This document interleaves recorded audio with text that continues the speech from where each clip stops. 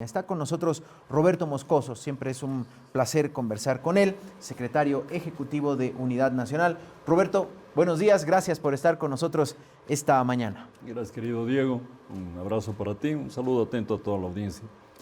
Roberto, a ver, la evaluación, creo que no he escuchado, más allá del reconocimiento de la derrota la misma noche de la elección de Samuel Doria Medina, no he escuchado algún análisis respecto a, desde adentro, ¿qué pasó?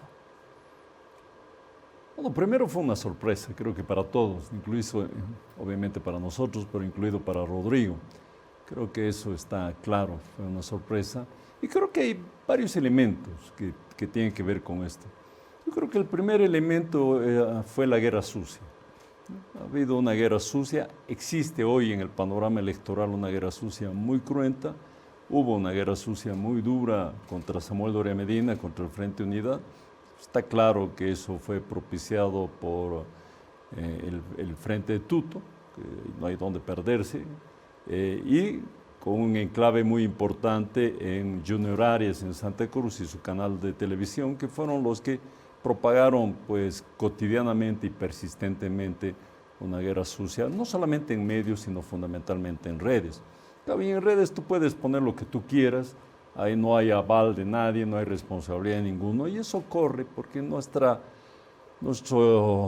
población, nuestra ciudadanía, no está acostumbrada a esto, y por lo tanto cualquier cosa que sale en las redes se la cree, ¿no? Y como últimamente han salido que hay gente nuestra que se ha ido sacando sus gorras a ponerse al servicio del Frente Libre. Han habido ciudadanos que supuestamente han hecho lo mismo. Cuando llegó Murillo había gente encapuchada, pero diciendo que eran de Unidad Nacional y que lo respaldaban. Es decir, y la gente cree, ese es el problema. Entonces, la guerra sucia es el primer elemento, ¿no? Y hoy está en pleno auge ese tema. Vamos a hablar de la firma de ayer, del convenio de ayer, que no creo que funcione. Pero hoy está en pleno apogeo la guerra sucia, obviamente ya no contra Samuel, porque Samuel está fuera, pero persiste todavía por la posición que ha tenido Samuel de apoyar al candidato que ha ganado la elección. Pero hoy está en apogeo contra el capitán Lara. Claro, el capitán Lara también hace todos los méritos para que, con sus declaraciones, para que puedan Le dediquen tiempo. Le dediquen tiempo y le dediquen entusiasmo, ¿no? Pero ese es un tema. El primer tema es la guerra sucia, que ha funcionado. Es decir, la gente ha creído en todas las mentiras y las difamias e infamias que se han dicho contra Samuel y contra el Frente Unidad. La gente ha creído y ha cambiado su voto. Ese es un primer elemento. El segundo elemento es, y que ya es una equivocación nuestra, no le hemos prestado suficiente atención a los espacios populares, al Frente Popular, al Frente Nacional Popular, a las regiones más pobres, a los sectores campesinos. No hemos tenido un tiempo importante con ellos, porque nos hemos dedicado a la pugna, creyendo que todo era Santa Cruz, fundamentalmente con el tuto, es decir, estábamos peleando la clase media alta, y nos hemos olvidado, hemos descuidado los sectores populares. Creo que ese es un elemento clave, mea culpa, es decir, es nuestra culpa, ese tema. Y los sectores populares, frente a la guerra sucia, frente a la falta de dedicación, frente a que no había un discurso para ellos, obviamente Tuto no se dedicó a ellos, pero nosotros estábamos coqueteando con ellos y eso nos daba los primeros lugares en las encuestas, pero al final no logramos hacer un clic allí, ¿no? Y el clic lo hizo el capitán Lara, pero no en función no solamente a su acercamiento, sino en función a una serie de ofertas demagógicas que tienen que ver, por ejemplo, con el bono dignidad a 2.000 bolivianos, con la nacionalización de los autos chutos, con el tema de que determinados sectores de la población se iban a jubilar con el 100% de su jubilación, con que iban a eliminar la aduana, es decir, una serie de cosas dirigidas al mundo popular, dirigidas al mundo informal, y creo que allí, junto con una movida, es decir, hubo esto, hubo un descuido, hubo una concentración de propuestas y ofertas demagógicas, pero además hubo, en nuestro entender y es nuestra información, una consigna de parte de algunos sectores del MAS de que no acataban el voto nulo que había planteado Evo Morales, no estaban de acuerdo ni con Andrónico ni con Del Castillo, porque no representaban lo que ellos querían, además no iban a ganar, y entonces definieron a último momento, en las últimas 2 semanas, apoyarlo al capitán Lara y por lo tanto a Rodrigo. Entonces creo que esos son los 3 elementos que han generado este escenario electoral. Esta información sobre el traslado del voto hacia Rodrigo es algo que recién conocieron porque Samuel Doria Medina está apoyando, entendemos, o salvo que ya haya retirado su apoyo a Rodrigo Paz. No. Lo que pasa es que hay sectores del MAS. Yo creo que el MAS se ha dividido. A ver, o sea, no fue algo corporativo o dirigencial. No fue algo corporativo, porque el MAS estaba dividido. A ver, este es otro análisis, si quieres. Lo nacional popular es una definición de René Zabaleta de los 70, definido por conformado por sectores populares, sectores gremiales, sectores mineros en su momento, es decir, más afiliados a la izquierda, más alineados con un Estado benefactor, más alineados con reivindicaciones étnico-culturales. Lo nacional popular en algún momento estuvo representado por el MNR. Yo te diría, el ciclo del MNR representó lo nacional popular desde el 42 hasta el 2003, que se cayó. Y ahí terminó el ciclo del MNR, pero no terminó el ciclo de lo nacional popular. Lo nacional popular estuvo coqueteando con la UCS, con CONDEPA, con una serie de populismos en su momento, hasta que se alineó con el MAS. El MAS fue el otro instrumento importante que alineó lo nacional popular detrás, con una fachada ya neosocialista, neoindigenista, ¿no? Y lo nacional popular acompañó al MAS desde la década de los 90 hasta ahora. Yo creo que el MAS ha terminado su ciclo político, es decir, ya no hay más. Hubo un esfuerzo de Evo Morales por el voto nulo, hay 1 millón de votos que lo acompañan a Evo Morales, por lo tanto ese es un voto orgánico de Evo. Hay 500.000 de votos entre Andrónico y Castillo, que era la línea más masista, entre comillas, pero ha habido otro importante porcentaje del masismo que no se vio representado ya ni por Evo, porque Evo ya no representaba al MAS y además el MAS yo creo que ha terminado su ciclo. No los veía ni a Andrónico ni a Castillo, porque Castillo representaba el gobierno y el gobierno pues había mandado señales de que no podía manejar la economía.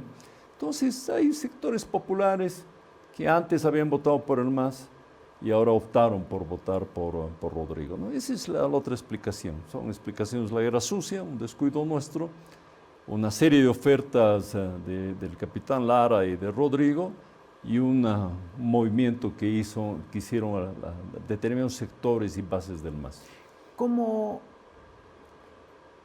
está ahora Samuel Doria Medina? ¿Qué dice respecto a su nueva participación en una contienda electoral? ¿Qué dice a su inmediato futuro político, no solamente de él como personaje, sino también del partido político como tal, tomando en cuenta que hay subnacionales entre febrero y marzo? Así es.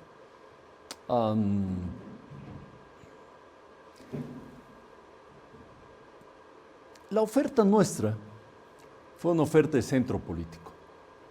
La oferta de Unidad Nacional, la oferta de Samuel Doria Medina, la oferta del Frente Unidad, fue una oferta de construir un centro político democrático, de rescatar la democracia de la polarización, de rescatar el país de la confrontación y el enfrentamiento, de construir un proyecto político que plantee la unidad de los bolivianos, el tema de volvernos a reencontrar los bolivianos, de reconciliarnos y dejar a un lado los antagonismos, dejar a un lado los polos, dejar a un lado la confrontación, la polarización. El país no lo ha recibido. Es decir, nuestra propuesta no fue recibida por el país. El país está encantada con la confrontación, está encantado con la posibilidad incluso de violencia hacia el futuro, porque ya hemos pasado por esto. Es decir, estamos viviendo muchísimos años de polarización y el país está enfrascada en el odio al rival, en el odio al contrario, ¿no? El MAS había definido ya varias polarizaciones, la media luna contra el occidente, los collas contra los cambas, el tema de los caras contra los campesinos, el tema de los hombres contra las mujeres, los jóvenes contra los viejos. Es decir, el MAS se dedicó a dividir al país. Y esta división está. Esta división no ha llegado a sucumbir a una propuesta nuestra de decir, oye, ya basta de división, construyamos entre todos los bolivianos el futuro de este país juntos, al medio, en el centro político, en lo social democrático, en lo nacional popular, en lo indígena, pero construyamos juntos todos. No, el país está dividido y la guerra sucia está poniendo leña más a la división y a la confrontación de este país y al odio entre los bolivianos.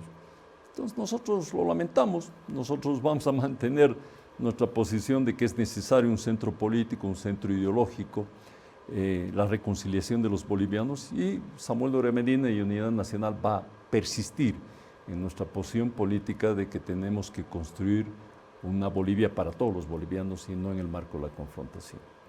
En ese sentido, Samuel Doria Medina ha definido si ya se retira de la política o no, porque para muchos esta elección, y si Tuto Quiroga pierde el balotaje, será uno más de los que se sume en el análisis de algunos a, diríamos, ya una jubilación de una clase política. Evo Morales, Samuel Doria Medina, Tuto Quiroga, Carlos Mesa, y vendrán nuevos actores. ¿Entiende así Roberto? ¿Entiende así Samuel?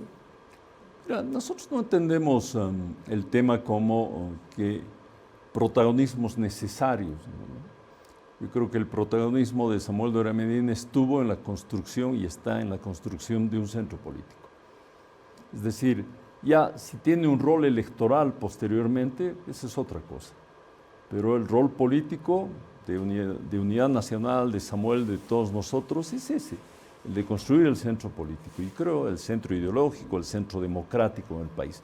Y creo que ese es un rol político, ¿no? Ya lo electoral, veremos qué pasa. Yo lo veo difícil, como tú lo ves. Yo creo que Samuel también tiene conciencia de aquello. Pero la contribución política de Samuel y de Unidad Nacional al servicio del país, al servicio de la reconciliación y al servicio de construir un futuro boliviano sin la polarización, sin la confrontación, sin los odios, todavía nos parece necesario. La noche la noche de la elección, en el momento en el que Samuel Doria Medina sale, reconoce su derrota, reconoce al ganador y le brinda su apoyo, como había sido su promesa, aunque algunos le dicen, ojo, pero tú prometiste que ibas a apoyar a Tuto, ¿por qué apoyaste a Rodrigo? Ahí nos explicará Roberto a qué se refiere esos reclamos. Y ¿sigue vigente esa postura de apoyo a Rodrigo Paz? ¿Qué implica el apoyo? Te entrego mi bancada, vamos juntos en ciertas decisiones políticas. Ahora se habla, por ejemplo, desde el Partido Demócrata Cristiano, dice, ojo que la presidencia de ambas cámaras nos corresponden, porque somos la primera fuerza, pero desde la Alianza Libre dicen, no, es el bloque de mayoría, es diferente a, entonces en ese bloque de mayoría estaría unidad, o cómo va a ser esto, Roberto. La política es interesante, pues, ¿no? Es decir, y mucho más ahora, ¿no? Nada aburrida. Ahora, vayamos puntos por. Samuel nunca dijo que lo iba a apoyar a Tuto, a no ser antes de la definición del frente. Es decir, hay dos momentos. Cuando se constituye el frente, no te olvides que Tuto estaba con nosotros en 18 de diciembre, de un frente, ¿sí? Y entonces ahí Samuel dijo, Y si Tuto gana las encuestas, yo lo voy a apoyar. Y si Tuto pierde las encuestas, yo espero que él me apoye. Eso fue lo que dijo. Pero lo que pasó después, y todo el país sabe, es que Tuto se salió de la unidad, se quedó la Comunidad Ciudadana, se quedó Creemos, Luis Fernando Camacho, se quedaron, constituimos el Frente de Unidad, y Tuto se fue y hizo libre. Y luego hizo la guerra sucia, bueno, allá él. Entonces, en ese momento, la posición de Samuel o la declaración que tú aduces es esa, es decir, si Tuto gana las encuestas, yo lo apoyo, si Tuto pierde, yo espero que él me apoye. Esa fue una declaración en ese momento. En el contexto del Frente de Unidad. En el contexto de la construcción del Frente de Unidad. Luego vino la separación con Tuto, Tuto se fue por su lado, y entonces Samuel dijo, estoy yendo con el Frente de Unidad a la elección, nuestra prioridad es ganarle al MAS, derrotarle al MAS, entonces si yo no gano esta elección, si yo no soy primero, yo voy a apoyar al que salga primero en esta elección y que no sea del MAS. Y eso es lo que ha pasado, el que ha ganado esta elección es Rodrigo Paz, él ha ganado la elección, no es del MAS, y entonces Samuel ha dicho, bueno, yo he comprometido mi palabra, entonces voy a apoyar a Rodrigo. Y eso es lo que ha dicho, y lo ha repetido ya varias veces en la definición de un cumplimiento de su palabra. En ese escenario, en el escenario ya de la elección nacional. Entonces no hay una contradicción acá. Ahora, ¿qué significa eso? Significa eso, es decir, que Samuel está apoyando o va a votar seguramente por Rodrigo Paz. Unidad Nacional, el Frente Unidad, pues no ha planteado todavía su posición. Estamos mirando a ver qué pasa. Nos parece muy compleja esta guerra sucia que se está dando en el marco de la segunda vuelta. Tenemos una bancada de 7 senadores, 26 diputados. Estamos analizando con ellos cuál es el devenir. Nosotros tenemos 2 cosas claras. Primero, el respeto a la democracia y al Estado de Derecho, que ese es nuestro primer elemento y por lo tanto pues, eso es algo por lo que vamos a pelear. Y junto con eso, pues, el tema de que necesitamos la reconciliación de los bolivianos, no podemos entrar a la confrontación y menos a la violencia. Ese es nuestro primer escenario que lo tenemos claro. Y el segundo escenario que lo tenemos claro es que hay que solucionar la crisis económica. Nosotros creemos que lo hubiésemos hecho muy bien, que Samuel era el hombre indicado, el país no lo ha visto así, pero la crisis económica no se ha resuelto. Es decir, la polarización no va a resolver la crisis económica. El tema de los odios entre bolivianos no va a resolver la crisis económica. La crisis económica tiene que ser resuelta por medidas claras. Nosotros tenemos con nuestro programa, nuestro equipo, sabemos cómo resolver la crisis económica y eso está pues acompañando a nuestra bancada de senadores y diputados. Entonces, nuestra propuesta está allí y estamos conversando con los frentes para ver dónde va nuestra propuesta política, pero Samuel tiene una propuesta muy clara o su compromiso muy claro de apoyar a Rodrigo porque ese fue el cumplimiento de su palabra. Ahora, en este tema de quién dirige las cámaras, esa es una interpretación del reglamento de debates, ¿no? Yo no quiero entrar en eso, no he salido electo senador, está Soledad Chapetón ahí, pero tenemos ahí 7 senadores que son los que van a mirar este tema y el reglamento te dice que pueden conformarse bloques al interior de las cámaras, que la política todavía da para hablar. O sea, podría formarse, digamos, un bloque de la Alianza Libre y Unidad y ese ser un bloque y de esa manera ser la primera mayoría. Claro, no deja de ser un escenario. Lo veo difícil, pero no deja de ser un escenario. ¿Tienen más similitudes, diríamos, con el Partido Demócrata Cristiano o el apoyo que brindó Samuel no necesariamente va a ser te vamos a aprobar todo lo que quieras? No es un tema de cálculo político, es un tema de priorizar la subsistencia de la democracia, el Estado de Derecho, la recuperación de la institucionalidad democrática y la superación de la crisis económica. Esos son nuestros parámetros, esos son nuestros nortes y nuestras guías. El equipo de Samuel Doria Medina empezó a trabajar con Rodrigo Paz porque salió, por ejemplo, cuando fue esta convocatoria del presidente Arce a un diálogo a los 2 candidatos para contarles la situación del país, la situación económica en la que va a acabar su gobierno. Alarmarlos. Es probable, ¿no? Como para, no sé, renuncian a la candidatura, digamos, ¿se quieren hacer cargo de esto? No sé si iba por ahí, pero apareció, por ejemplo, Gabriel Espinosa, formó parte del equipo económico, lideró el equipo económico en la primera vuelta de Samuel y después a los días estaba con Rodrigo Paz y claro, en los medios y en las redes salía, bueno, ahí está parte del pacto, el equipo de Claure, el equipo de Doria Medina, sus representantes están con Rodrigo y también son masistas. ¿Es así, Roberto? Oh, a ver, Espinosa es un hombre que trabaja con nosotros, pero es un amigo personal de Rodrigo desde mucho tiempo. En esa calidad está acompañando. Obviamente tenemos todavía nexos con él, pero eso no significa un trabajo nuestro con Rodrigo. Nuestra intención es que la crisis sea vencida muy rápidamente. Entonces, si hay gente nuestra, si nuestro programa sirve, alguna de las dos candidaturas y nuestra gente también puede servir para salir de la crisis, pues bienvenido para el país, ¿no? Esa es nuestra, te he dicho, tenemos dos nortes.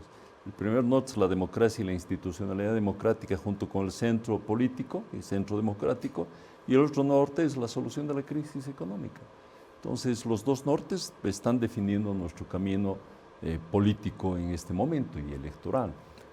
No hay negociaciones con ninguno de los dos frentes, hay conversaciones, pero no se han negociado nada, nos buscan, obviamente les interesa nuestro apoyo, pero esos son nuestros nortes y estamos viendo con preocupación lo que está pasando porque nos preocupa la polarización, nos preocupa la confrontación. El país debería estar en otro tipo de escenario, un escenario de fiesta democrática y no un escenario de odio racial, regional, etcétera, etcétera. Eso no es sano para el devenir de nuestra nación.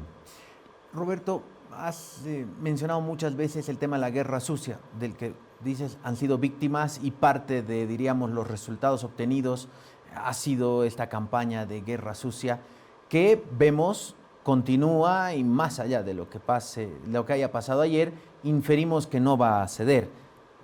De repente se va a intensificar. ¿De qué manera esto golpea realmente a una candidatura? Porque hablábamos con algunos, por ejemplo, Ricardo Paz decía, no necesariamente la guerra sucia afecta o promueve el voto hacia uno u otro. Sí se ve mal, pero no necesariamente cumple el objetivo principal. ¿Lo ves así también? No. ¿O realmente afecta mucho a una candidatura? Por supuesto que sí. Es decir, la guerra sucia tiene pues un objetivo y cuando está bien hecho pues logra sus objetivos, logra sus cometidos. Yo te recuerdo la elección del 2002. Manfred Reyes Villa estaba muy arriba, 30 y tanto % de intención de voto. El MNR estaba muy abajo, el MAS estaba mucho más abajo todavía. Entonces el MNR definió que la única manera de bajar la intención de voto de Manfred Reyes Villa, el 2002, fue atacándolo. No había otra forma. ¿No? Ya era una situación desesperada, por la vía de solo las propuestas no se iba a lograr. Y entonces se estudió cuáles eran las debilidades de Manfred y se hizo una guerra sucia, ¿no? Se generó una serie de ataques contra Manfred. Con su casa, con una secta, con no sé qué, con no sé cuánto, con más allá, y funcionó. Es decir, Manfred bajó de 30 y tantos a menos de 20. El MNR con Goni se posicionó un poco mejor, subió, pero claro, siempre tiene un efecto no controlado, ¿no? Porque claro, si yo te ataco y te hago víctima y logro hacerte víctima, te puedo reducir, pero yo termino como el malo de la película también, ¿no ve? Entonces a un tercero siempre puede salir beneficiado. Y es lo que pasó el 2002, claro, y creció el MAS con esa guerra sucia, el 2002. No logró el MAS ganar esa elección, pero Se logró el objetivo de bajarlo a Manfred y el MNR ganó la elección. Pero ganó con debilidad, ¿no? Porque después pasó lo del 2002. Bueno, y un lo año del después 2003. vino Así la es. crisis de octubre, Así ¿no? es, ¿no ve? ¿Por qué? Porque no entras pues con fortaleza, entras porque pucha, no queda otra, digamos, ¿no ve?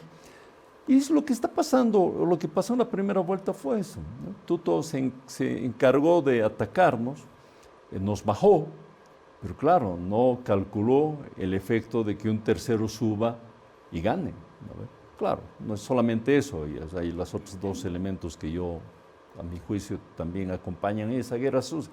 Pero la guerra sucia es un factor, ¿funciona? Por supuesto que sí.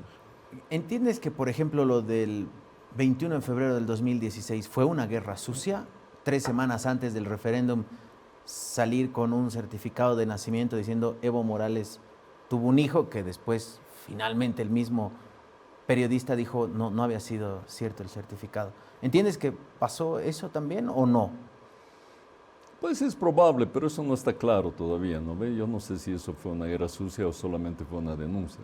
Es decir, probablemente muchas de las denuncias pueden ser ataques justificados, es decir, si tú planteas una verdad y tú planteas una información, no necesariamente es guerra sucia. Guerra sucia es mentir, es difamar, es inventarte cosas, ¿no ve? Y creo que cuál es el delgado hilo que separa ambas cosas, eso es bien difícil plantear. ¿Creen que entre los errores o de repente los perjuicios a la candidatura de Samuel estuvo el apoyo de Marcelo Claure, el apoyo tan claro, evidente, que tuvo muchas críticas del arco político? Manfred fue a presentar una carta a la Embajada de Estados Unidos diciendo por qué un extranjero se mete en nuestro tema interno. ¿Entienden que el apoyo de Claure les pudo jugar en contra?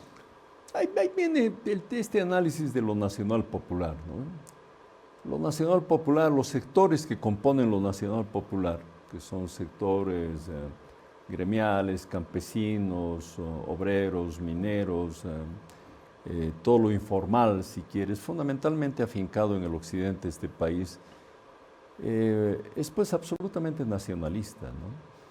Y yo creo que lo del apoyo no afectó. Lo que sí afectó fue este tema de plantearlo a Marcelo como un interesado en el tema del litio. Entonces, creo que ese elemento puede haber tenido algún peso en la elección. No creo que significativo, pero bueno, todo suma, ¿no? Todos los elementos se suman. No te olvides que en las encuestas, la diferencia entre Samuel y Tuto, a lo largo de todas las encuestas hasta 2 semanas antes, si bien lo mantenía Samuel primero, siempre, pero la diferencia era 1 o 2 puntos. El margen de error, Era prácticamente. el margen del error.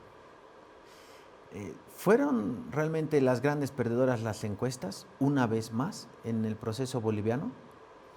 ¿Realmente la pifearon mucho? No. ¿No vieron? No, porque yo creo que las encuestas estaban mirando bien y lo que pasó a última hora es lo que te he planteado, ¿no? Es decir, la guerra sucia al final tuvo hubo una última encuesta del deber, si no me equivoco, donde ya le planteaba... La única que ganó Tuto. La única que ganó Tuto, pero también por 1 o 2%. Es decir, Era el margen de error. Era el margen de error.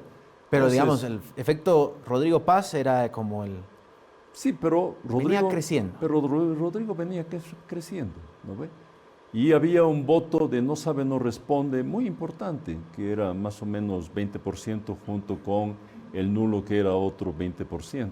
Es decir, lo que las encuestas no hicieron fue hacer una cirugía respecto a ese voto de no sabe, no responde, dónde podía ir. Es decir, ellos definieron que iba a ir proporcionalmente al resto de las encuestas. No fue así. Es decir, había unos sectores importantes de la población que estaban pensando en su voto, que no sabían por quién votar, ¿sabe? Y que en algún momento estaban con mayor disposición a favor de Samuel Doria Medina, pero bueno, la guerra sucia hizo su trabajo y otro tipo, y algunas equivocaciones nuestras, por supuesto que sí. Roberto, ¿dónde estaba cuando empezaron a llegar los primeros reportes de los datos? Porque realmente tipo 6 de la tarde, cuando empezamos a recibir fotografías de diferentes mesas y veíamos la sorpresa que efectivamente fue para algunos tuvo este efecto del cisne negro, que era la candidatura de Rodrigo Paz, que nadie se le esperaba. ¿Dónde estaba Roberto? ¿Con quiénes estaba recibiendo los primeros datos? Y decían, oye, ¿qué pasó? Más allá del resultado como tal de Samuel Doria Medina, el efecto sorpresa de Rodrigo. Yo vengo acompañando campañas políticas hace mucho tiempo. La política es a lo que me dedico. Soy ingeniero químico, pero hace muchos años que veo política y hago política. Y yo tengo dos referentes en La Paz, que son dos escuelas. El Colegio Holanda, que está por detrás del cementerio, y el colegio que está en la Plaza de San Pedro, Cuba creo que es. Y siempre los dos colegios, siempre los he visto y me han dado por dónde iba a ir la elección. Nos está dando el tip de Roberto. Sí, eso es un tip mío. Entonces, en la lectura de las primeras mesas yo estaba en el Colegio Holanda. Estaba mirando la apertura de las mesas, sorprendido por la votación de Rodrigo, sorprendido también por una alta votación en ese sector de Tuto, que era menor que la nuestra, pero era alta para mí. Y ahí entendí que había pasado algo, que la guerra sucia había funcionado, que lo favorecía Tuto, pero que Tuto no había calculado cuánto esa guerra sucia iba a favorecer a otra candidatura. Y que del punto, como te dije ya en un análisis posterior, había otro tipo de temas que planteaban y justificaban el crecimiento importante de Rodrigo. Estaba ahí. De ahí me bajé al Hotel Europa porque ahí era nuestro centro. Ahí nos encontramos con el equipo de campaña para mirar qué estaba pasando en el resto del país, ¿no? Y ahí se iba repitiendo los resultados, ¿no? No, no tanto así, ¿no? Nosotros ganamos con mucha contundencia, por ejemplo, Beni y Tarija. Tuvimos muy buena votación en Pando, tuvimos muy buena votación en Santa Cruz. No ganamos Santa Cruz por algunos errores de campaña, pero tuvimos una muy buena votación en Santa Cruz. Estábamos teniendo una buena votación en La Paz, en la ciudad de La Paz, pero bueno, en el resto del país las cosas se desmoronaron. Bueno, Roberto, ha sido un placer conversar contigo después de las elecciones. Un poco de infidencias también respecto a cómo recibieron y la autocrítica que siempre es importante y saludable y qué va a ser Unidad Nacional de acá en adelante. Gracias, Roberto. Será un placer conversar nuevamente contigo. Gracias, Diego. Un gusto. Saludo a todos. Encantado. Roberto Moscoso, secretario ejecutivo de Unidad Nacional.